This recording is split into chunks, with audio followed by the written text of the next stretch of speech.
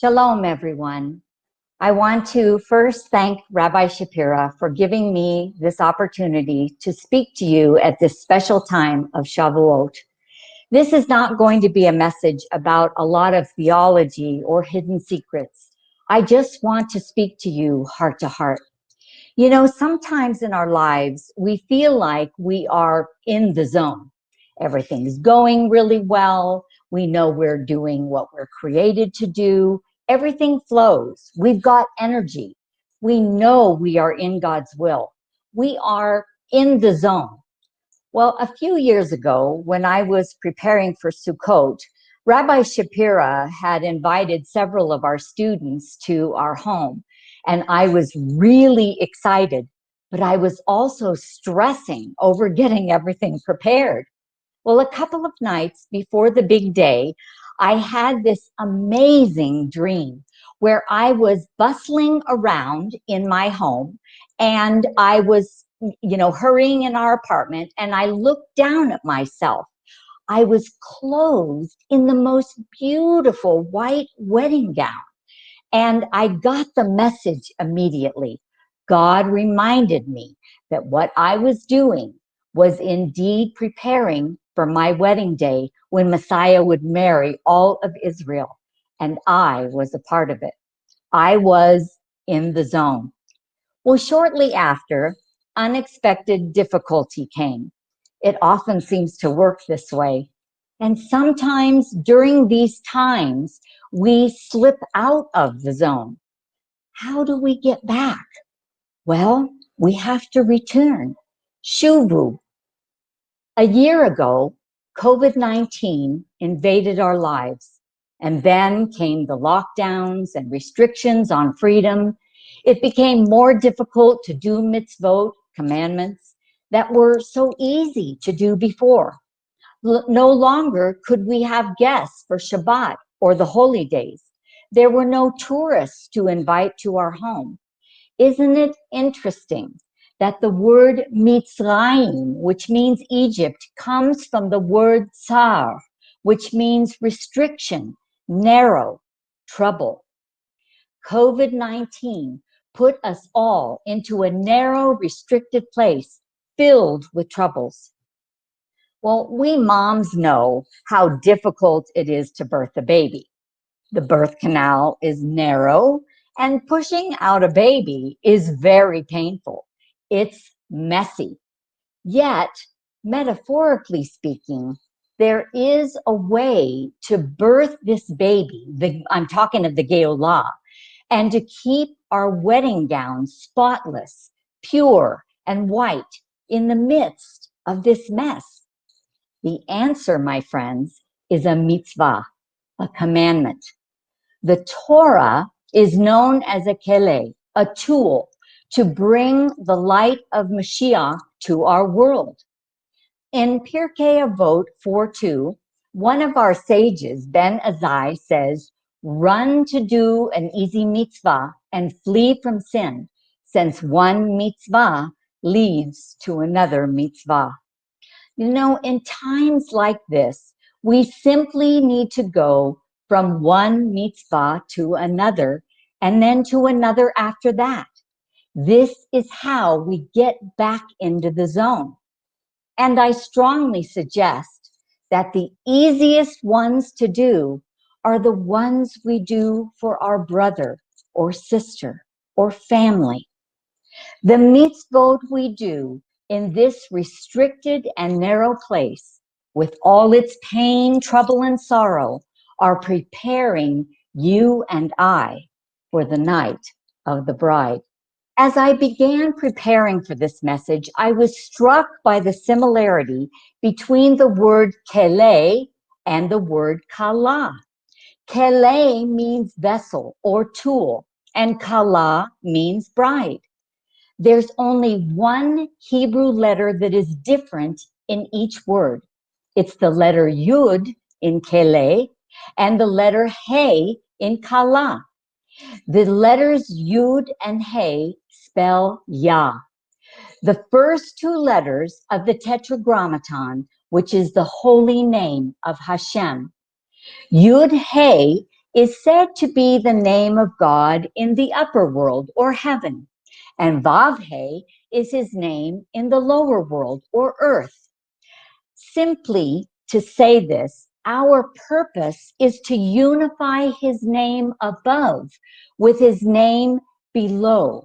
In practical, simple terms, this means that our purpose on this earth is to unify heaven with where we are on the earth through our actions, through the mitzvot. I believe this teaches us that there's a close relationship between Kele and Kala. You know, we are each a vessel, a Kele, created to be filled up with Hashem's light, his goodness, his love, his forgiveness, mercy, and kindness.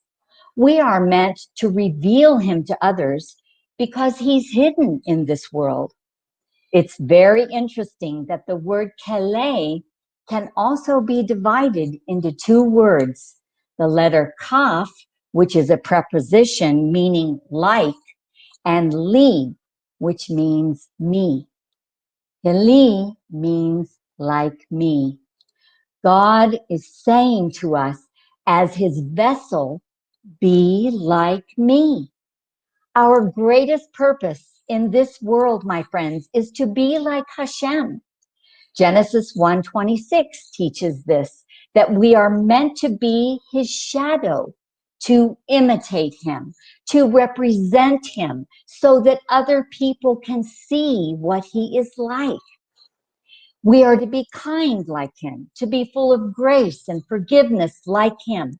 We are to love others and bestow acts of kindness on them like he does with us.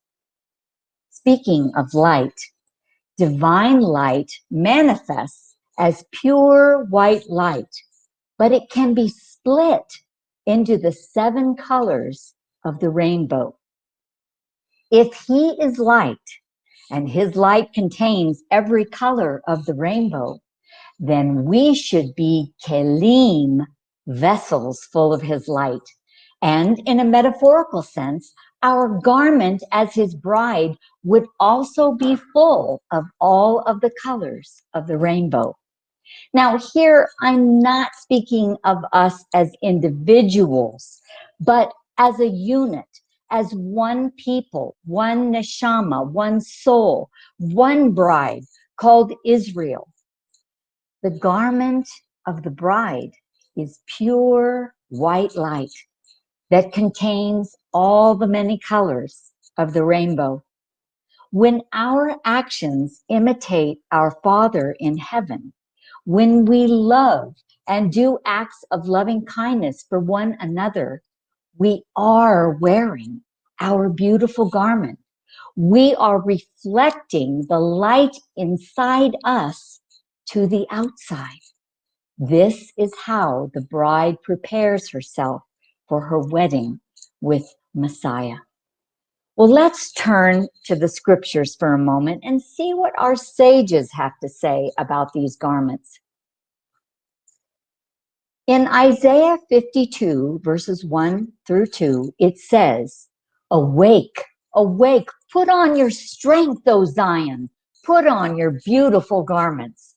O Jerusalem, the holy city, from now on there shall no more come into you the uncircumcised and the unclean. Shake yourself from the dust, arise and sit down, O Jerusalem. Loose yourself from the bonds of your neck, O captive daughter of Zion." Notice that the verse begins with "put on your strength, O Zion." What is Zion? Zion. The Malbim was a Russian-born rabbi who lived in the 1800s. He says the words "put on your strength, O Zion" refers to the inner strength of the city, meaning Jerusalem, which is the glory and splendor of the temple, the priesthood, the Sanhedrin, and the kingship within it. But in Jerusalem, which is the wholeness of the city, he continues, here resides the outer garments, the clothes of glory, which are wealth, and a populous people. Here, the Malbim means that in the rest of the city beyond the Temple Mount are the people, symbolized by the outer garments. Her inner garments, her strength and beauty, are the temple, the priesthood, the Sanhedrin, and the kingship, of course, Messiah. So we see that Zion is Jerusalem, the holy city, but Zion is also the people, the inhabitants who live in the holy city, including the priesthood and the Sanhedrin. These are aspects, of course, of the government, but they are each made up of righteous people. Of course, the kingship refers to Mashiach ben David, but there is no king or kingdom without the people who serve him. Therefore, Zion is Messiah, Jerusalem, and all the righteous people who reside in the holy city. They are all in perfect achdut, unity, and together they all make up the beautiful garments of Zion. These beautiful metaphors are meant to remind us who we are called to be. Jerusalem, the temple, the priesthood, the Messiah, and the daughters and sons of Zion are one. We are the people of Zion, Jew and Gentile. We are all one bride in Hashem's eyes, and each of us adds our uniqueness to this beautiful garment. We are the many colors of the bride of Israel. Well, there's one final verse that summarizes who we are called to be. It is found in Song of Songs, Shir HaShirim 1, verses 6 through 8. And Rabbi Shapira talks about this in the COVID-19 book on page 433. A woman asked the shepherd, Messiah, where he pastures his flock. He answers, if you know not, O most beautiful among women, go your way forth by the footsteps of the flock and pasture your kids besides the shepherd's tents. If we back up to verse 6, she says to him, gaze not upon me, for I am dark because the sun has blackened me. Rashi explains the meaning of her words. She's saying, I became a worshiper of other gods, and my own vineyard, meaning my God, I did not keep. She believes she is not worthy to be with the shepherd's flock. And as Rabbi says in his book, she makes excuses and avoids the wedding. We, especially of the nations, may feel this way. We often wonder, can we really be the bride? As Rabbi writes, the Kala needs much healing. Amazingly, the shepherd tells us exactly what we are to do for our healing in verse 8. We are to follow Bikveh in the footsteps of the sheep and graze our kids by the tents of the shepherds. If we look closely at the Hebrew, we will see that Yaakov's name is in the middle of the word. This is a huge remez, a clue, teaching us we must take on a new identity and attach ourselves to Yaakov. And who are the shepherds' tents?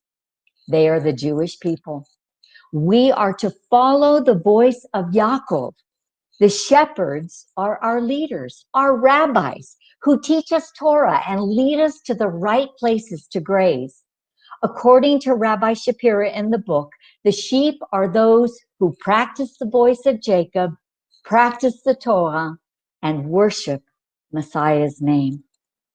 This is what it means to be in the zone. Don't say, I am dark and blackened by the sun.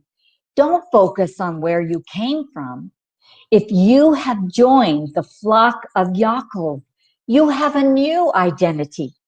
Instead, see yourselves in the words of Revelation 7:9. And after this I looked, And behold, a great multitude that no one could number, from every nation, from all tribes and peoples and languages, standing before the throne and before the Lamb, clothed in white robes, with palm branches in their hands. We are the Kelim, who carry in our innermost essence the light of Messiah. The gown of the Kala is indeed a beautiful garment of every color of the rainbow, people from every nation, tribe, and language, manifesting as pure white light, the light of Messiah. Come, the Spirit and the bride say, come.